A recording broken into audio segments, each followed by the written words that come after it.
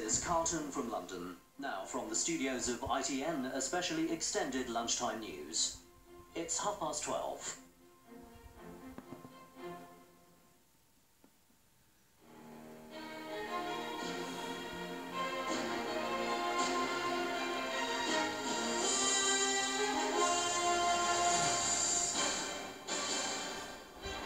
From the studios of ITN, the news with Dermot, Murnghan and Julia Somerville. Good afternoon. This is especially extended lunchtime news dominated by the event that has shocked the country and the whole world, the death of Diana, Princess of Wales. Hello. In our programme today, Buckingham Palace announces arrangements for the funeral service. They call it a unique funeral for a unique person. The Princess's final resting place, buried alongside her father at her childhood home. And gathering to remember the Princess, an overwhelming outpouring of sorrow and grief as the whole nation mourns. Buckingham Palace has announced that the funeral of Diana, Princess of Wales, is to be held on Saturday at 11 o'clock. There will be no lying in state. Her coffin will remain in the Chapel Royal at St James's Palace until the service at Westminster Abbey.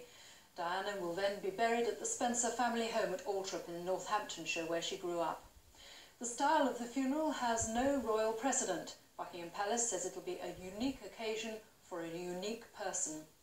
This morning, 4 books of condolence were opened at St James's Palace. Thousands of mourners are expected to line up to write their final messages to Diana in personal tribute to the People's Princess. Colin Baker reports.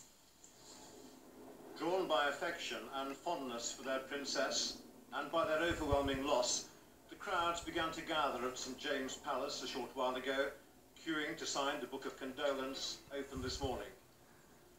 This is the official residence of Prince Charles. Behind the walls in the Chapel Royal, Diana, Princess of Wales, rested last night. She was just such a special, lovely person, wasn't she? I mean, irreplaceable. Absolutely irreplaceable. We all loved her. She was the queen of people's hearts, and what had happened to her it wasn't time. It's just so devastating, and the respect for her is just tangible here. Yeah, so we just feel we want to make our contribution and pay our respects to her. At the request of the families, Diana's coffin will lie privately at the altar of the Chapel Royal before being taken in procession to Westminster Abbey for the funeral service. Burial will take place at the Spencer family home. My expectation is that it will be a funeral service as befits a member of the royal family. I don't think the fact that she was no longer a Royal Highness will have any real relevance in the event. The morning newspapers mirrored the sentiments of the people, for many mere words so inadequate to express their deep feelings of loss and grief.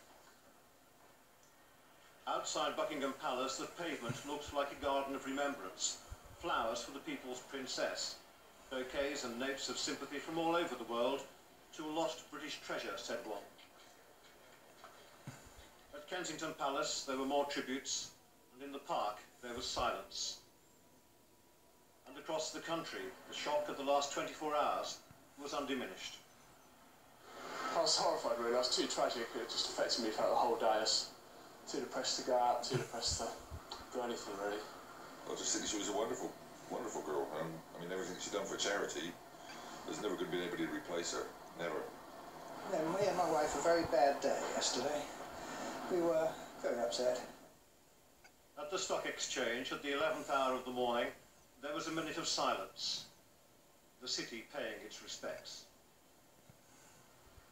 In Glasgow, bunches of flowers were placed in the city centre, thoughts of political debate suspended for a while. And in the Principality, the Welsh flag was at half-mast as the Book of Condolence was opened for the public in Cardiff City Hall. In Leicester, children returned to school. Their thoughts at morning assembly were for the Princess, who loved untouched all the children she met. Colin Baker, ITN.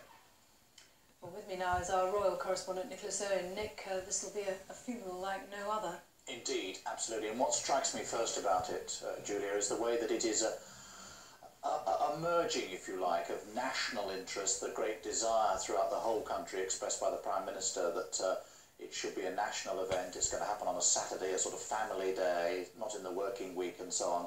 But also that and in that sense it will be at Westminster Abbey, that great focus of these sort of occasions. But then, as we've heard, Princess of Wales will be buried at her family home, and that's obviously the family's needs that we've talked a lot about in the last 24 hours or so. That those needs have clearly been heard and listened to. The other place would have been St George's Chapel at Windsor, where other senior members of the royal family, where their bodies lie. But no, it's to be at her family home. The ceremony at Westminster Abbey, of course, in the public eye, this will be immensely stressful for the people who loved her, and I'm thinking particularly of her two sons. I think a lot of us were struck yesterday by the fact that within a few hours of being told about the death of their mother, there were those two boys going off to church at Balmoral, to the little Crathy church. They had to face the cameras there for that. They are royal boys, they've got to do it. It's going to be obviously extremely difficult. The hearts of the whole country will go out to them.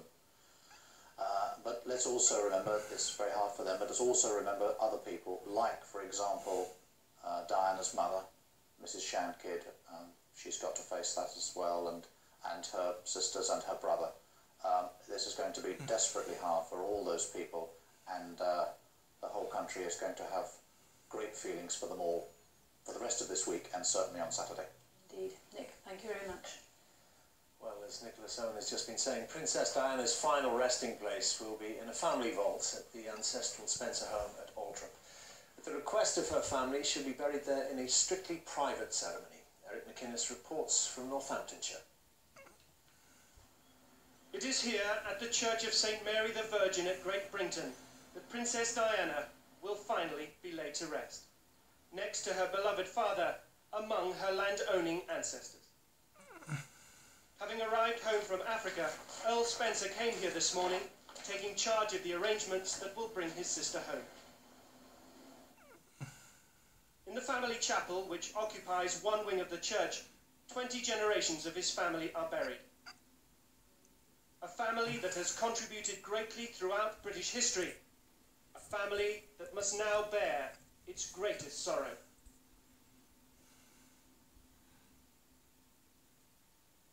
Having inspected the chapel, the Earl, in full mourning dress, then returned to the Althorpe family estate, where he and his sister spent part of their childhood.